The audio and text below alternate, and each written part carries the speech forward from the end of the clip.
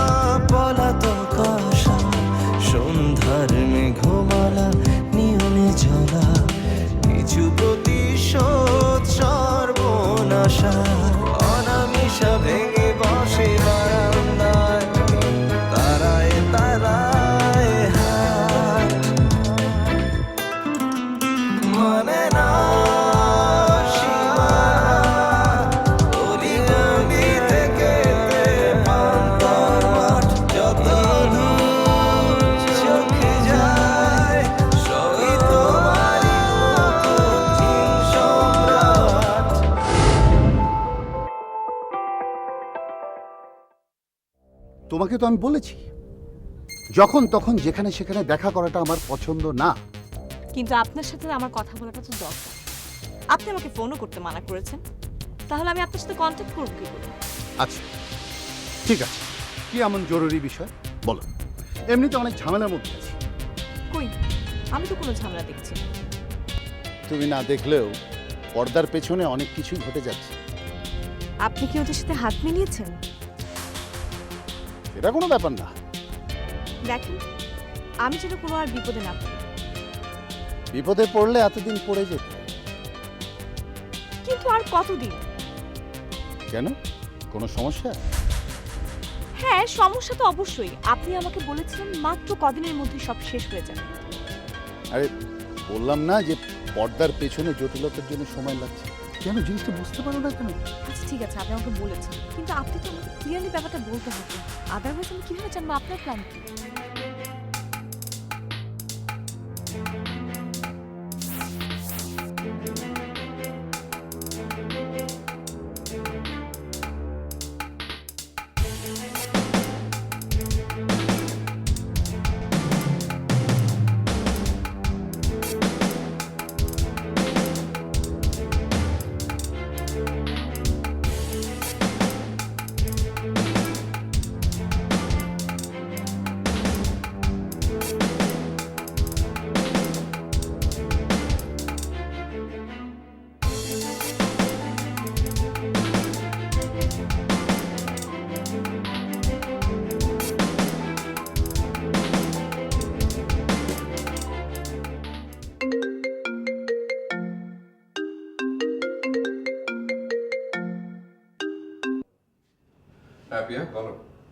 Sir, বলেছিলাম না কোথাও একটা ঘাপলা আছে।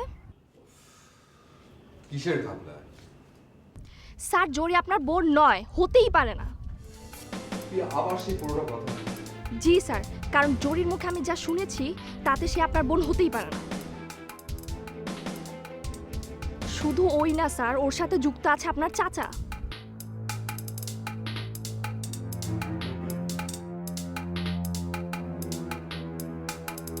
চাচা? হ্যাঁ স্যার, করিম চাচা। কি বলছো এসব? করিম চাচার সাথে ও কি করবে? ওরা তো কেউ কাউকে চেনেই না। স্যার, আমার কথা যদি আপনার বিশ্বাস না হয় তাহলে আপনি এখন এই মুহূর্তে দিয়াবাড়ি ব্রিজের সামনে চলে আসুন। ওরা সেখানে আছে? ওকে ফাইন, আমি আসছি এক্ষুনি। Hurry up sir.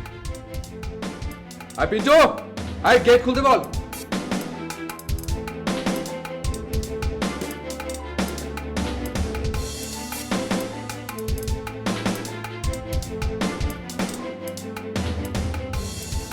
কার মুখে শুনেছিলাম, কি শুনেছিলাম পুরোপুরি মনেও নেই। ভাষা ভাষা যা মনে আছে,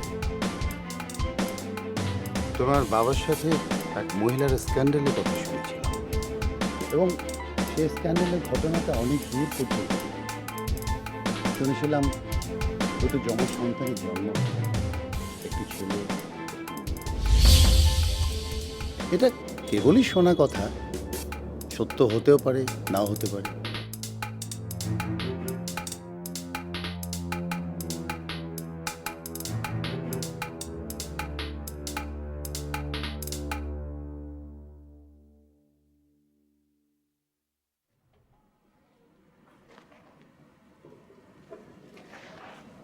তার মানে আমার একটা যমজ বোন হয়েছিল।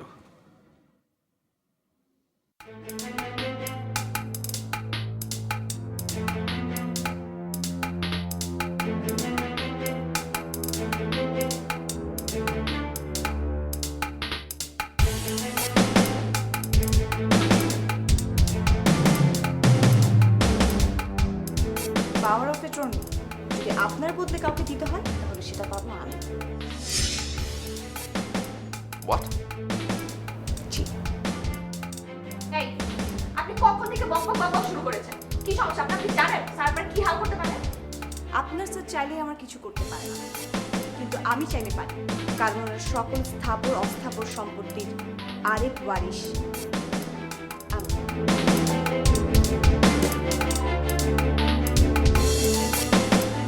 ওয়ারিশ?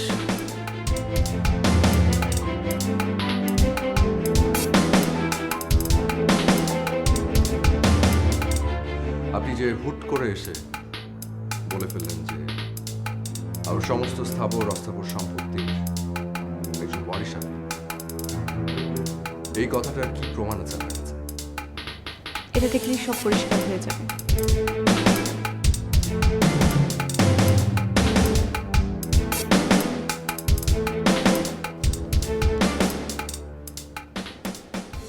বাবা, কিন্তু বাবা এই চিঠিটা লিখেছে কাকে?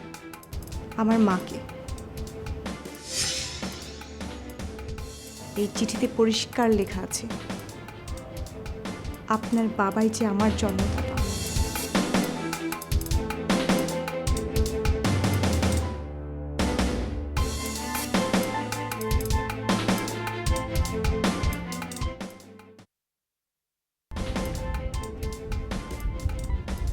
তাহলে আমি যাই? আপনাকে নামিয়ে দেই? না, ঠিক আছে, আমি যেতে পারি। আপনি তো ভয় পাচ্ছেন কেন? আপনার ধরা পড়ার কোনো চান্স নেই। তারপরেও সাবধানে না। আচ্ছা ঠিক আছে, মেইন রোড পর্যন্ত নামিয়ে দিই। ঠিক আছে, চলো।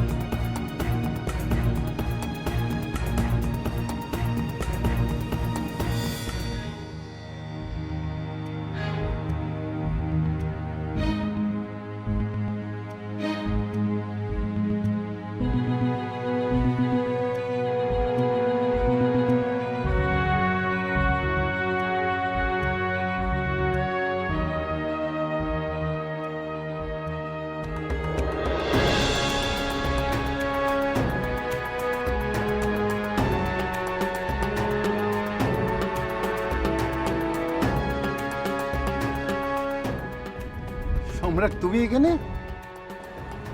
প্রশ্নটা তো আপনাকে আমার করার।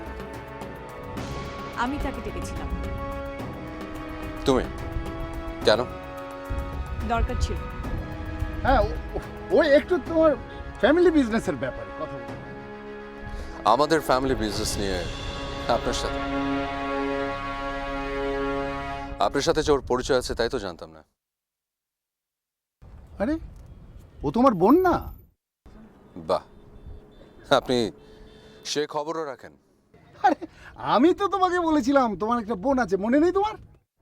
কিন্তু সেই বোন যে এই মেয়ে, সেটা তো বলেননি। খোঁজ জানলে তো বলবো। এখন সে সব খোঁজ খবর হয়ে গেছে, তাই তো?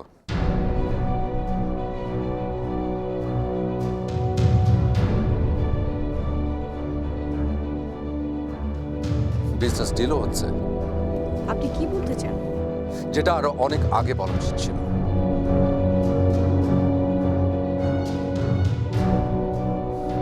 আমি একবারের জন্য ভাবতে পারিনি যে আপনারা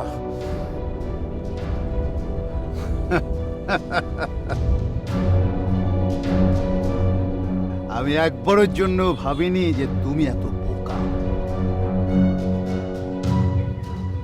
এত সরল বিশ্বাসে ওকে তুমি বাড়িতে আশ্রয় দিলে, পাওয়ার অফ অ্যাটর্নি দিলে এবং একা একা এখানে চলেও আসবে।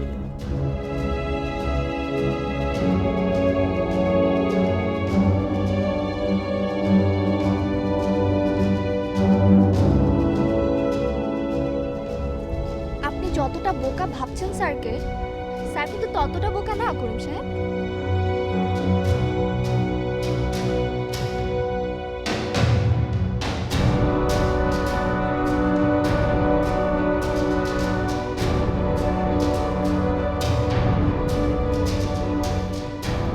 আপনি ঠিকই বলেছেন চাচা, তবে আপনার মতো কালপ্রিটদেরকে এক হাত দেখে নেওয়ার জন্য আমি একাই যথেষ্ট। Shoot him! Shoot him! Shoot him!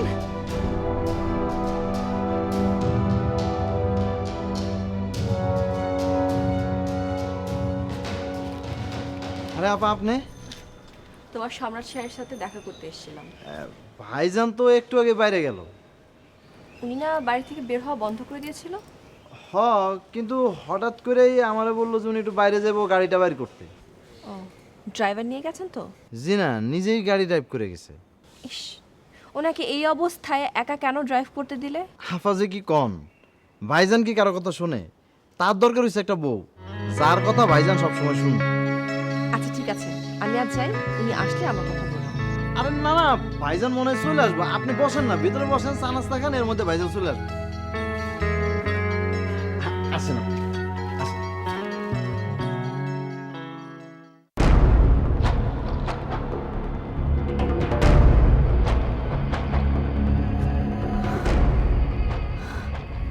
Sir, আমি পুলিশদের খবর দিয়ে দিয়েছি, তারা যে কোনো মুহূর্তে এখানে চলে আসবে।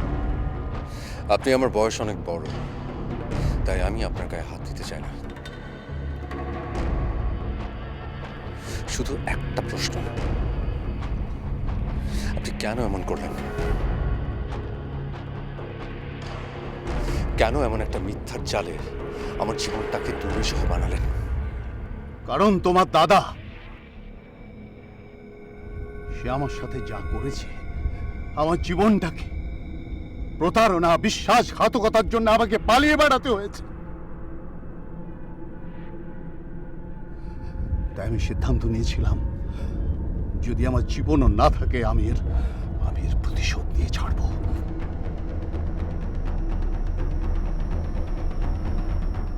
একাই এত বড় প্ল্যান করে ফেলেন?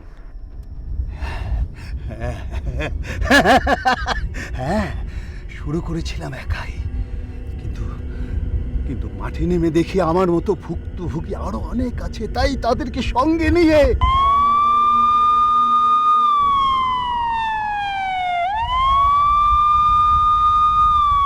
দেখেন, আমি এর মধ্যে থাকতে চাই না।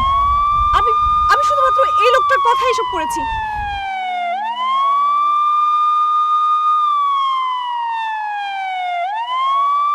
আমাকে প্লিজ যেতে দিন। খবরদার, এক পা এখান থেকে নড়লে কিন্তু গুলি করে দেবো।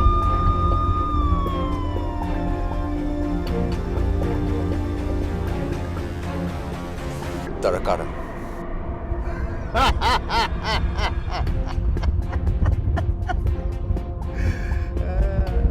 নিজে ধরা পড়েছি বলে তাদের নাম বলে দেব, তা তো হয় না।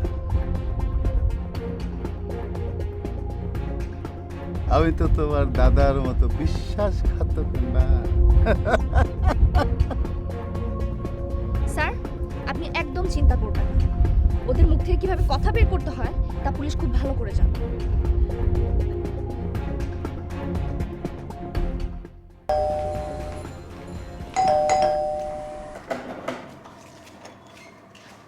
কি ব্যাপার আপনি এখানে? আমার ভাগ্নি কই শুভ্রা? কি আশ্চর্য, শুভ্রা কথা সেটা আমি কি করে জানবো? কে কই? কে কই মানে কি ধরনের ফালতু কথা বলছেন আপনি? এখান থেকে বের হন। ফালতু কি দেখছেন আপনি? ভালোভাবে কথা বলতেছি, পছন্দ হইতেছে না? যখন খারাপ শুরু করবো তখন বুঝবেন খারাপ করে কয়। এখন কিন্তু আপনি বেশি বাড়াবাড়ি করছেন, এখান থেকে বের হন। বাড়াবাড়ির আপনি দেখছেন কি? এখনো সময় আছে কোন? শুভ্রা কই, কে কই? তাছাড়া সবকিছু ভেঙে চুরমার করে ফেলামু। আমার ভাগ্নিরে না পাইলে আপনারা খুন করে আমি ফাঁসিতে ঝুলুম। আমি যতবার জেলে গেছি ততবার স্কুলে যাই নাই। আরে এখানে কি করছেন আপনি? এই কি সব ভেঙে চুরমার করবো। ওটা প্লিজ ভাঙেন, ওটা অনেক দামি। এইটার চাইতে আমার ভাগ্নির জীবন অনেক দামি। ভাই আমি সত্যি বলছি, আমি জানি না ওরা কোথায়। আপনি মিথ্যা বলতেছেন, মিথ্যা বলতেছেন। আপনি প্লিজ শান্ত হন, প্লিজ প্লিজ। রাহুল, রাহুল দেখো না, এই লোকটা, পাগল লোকটা সবকিছু ভাঙচুর করে ফেলছে।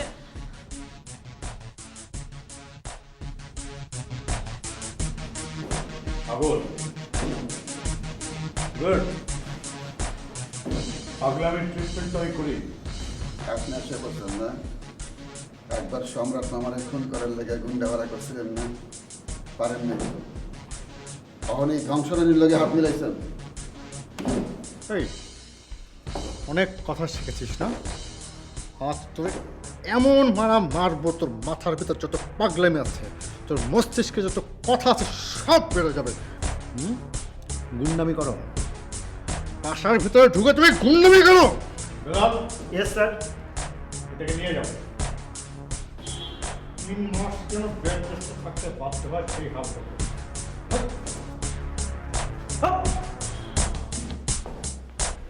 নিয়ে যাও। থ্যাংক গড তুমি এসেছিলে জানো। এটা এখানে আসলো কি হবে? আরে আমি জানি না, হুটহাট ঢুকে পড়লো, হঠাৎ করে ভায়োলেন্ট হয়ে গেল। এবার বুঝেছ আমি কি রিস্কের কথা বলেছিলাম তোমাকে? আরেকটা সমস্যা হয়ে গেছে বলে আমার মনে হচ্ছে। কি?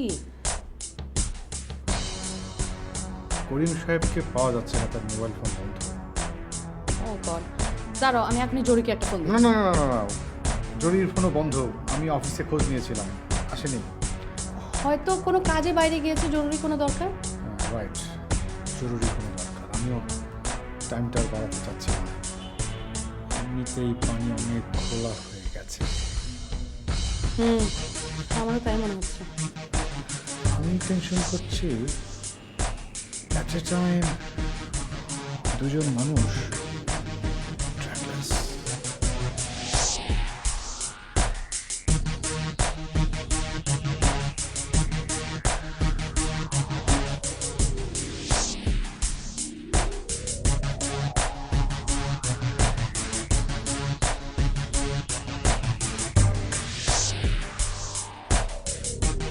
কই আর একজন কই?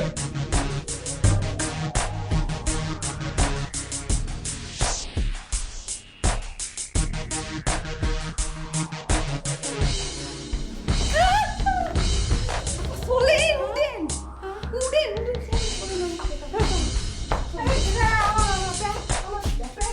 আরে আরে ঘুরে ঘুরে ঘুরে কই আছে আমি জানি, আমি এত মোবাইল উডেন সোলেন আমি জানি ব্যাক সোলেন।